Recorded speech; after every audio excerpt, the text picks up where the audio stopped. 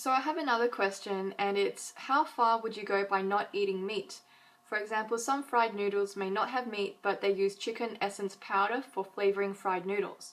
Some go by this doctrine: if I don't see meat, I will eat it. So I have a few points to make.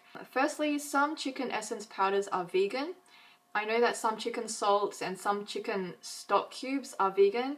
For example, there's Massel vegan stock cubes. I use them to flavor soup noodles sometimes, and they can be used for a variety of purposes. So you can check labels if you're going to buy products from the store. As for eating in a restaurant, if you're not sure that something is vegan, then avoid it. Recently, I went to a pho place, and beforehand, I asked my husband to call them up to ask if they used veggie broth.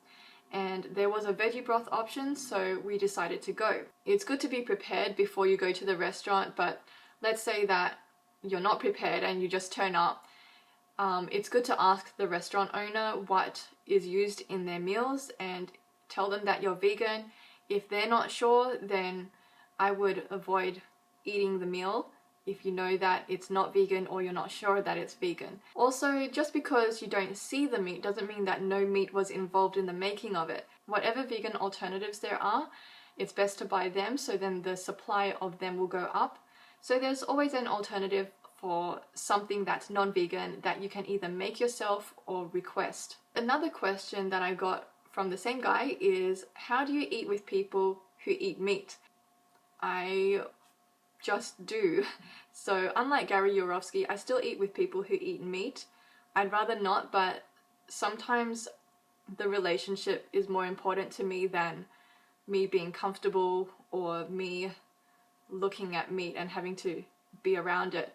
So I will tolerate it, and that's just me, but some vegans prefer not to do that and prefer to just eat vegan foods with people who eat vegan foods with them. It's like an opportunity for me to influence other people, and in a way I have a little bit, because my non-vegan friends have come with me to vegan restaurants before and they've tasted vegan food and mock meats and alternatives, so it kind of opens up the possibilities for them as well.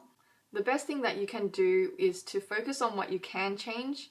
So if you think that you can change the people around you, or that you can influence them in some way, even a little bit, then you don't have to avoid situations where you're eating with people who are eating non-vegan food. Most of us grew up eating non-vegan food ourselves, and it's just the world that we live in. So I think it's a personal choice whether you want to eat with people who eat meat or not. But personally, I am quite comfortable eating with people who still eat meat. Like, I would rather not see it, because I know the cruelty behind it, but you also have to understand that other people might not be as educated as you or know as much as you do. So just try to teach other people through your example. I also have housemates who are not vegan, so I do have to share this kitchen downstairs with them, and they will cook non-vegan food all the time, but I don't have to eat it. And once they cooked a vegan meal for us, and sometimes Kenny and I will cook vegan food and we'll share it with people who are non-vegan who come over. So that's what we do.